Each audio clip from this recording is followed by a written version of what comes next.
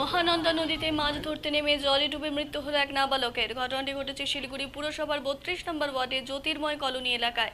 এই ঘটনাকে ঘিরে শোকের ছায়া নেমে আসে এলাকায়।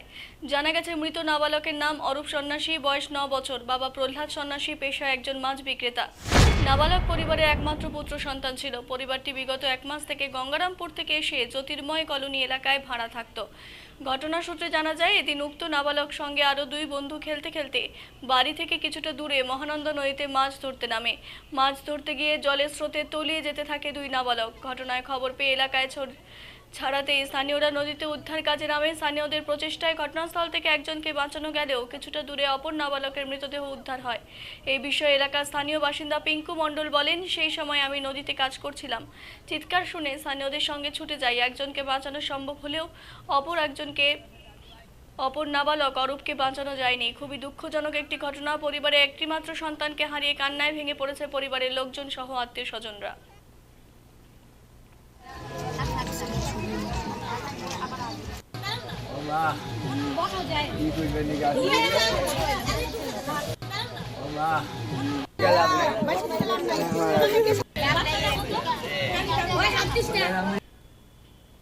আমরা তো বাড়িতেই ছিলাম, ছেলের বাবা সবাই বাড়িতেই ছিলাম। একটা বাচ্চা এসে খবর দিল যে তোমাদের ছেলে জলে ডুবে গেছে। আমরা সঙ্গে সঙ্গে যা দেখি নেই, মেডিকেলে নিয়ে গেছে। মেডিকেলে যা ফেরত দিয়ে দিল, আবার নিয়ে আসলাম, আবার মেডিকেলে নিয়ে গেল।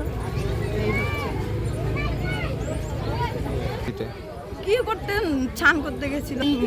৩ জনা গেছিল, আমার দাদার ছেলে, আমার দিদির ছেলে, আর এই একটা পাশের বাড়ির ছেলে। কি নাম? আমার অরূপ সন্ন্যাসী।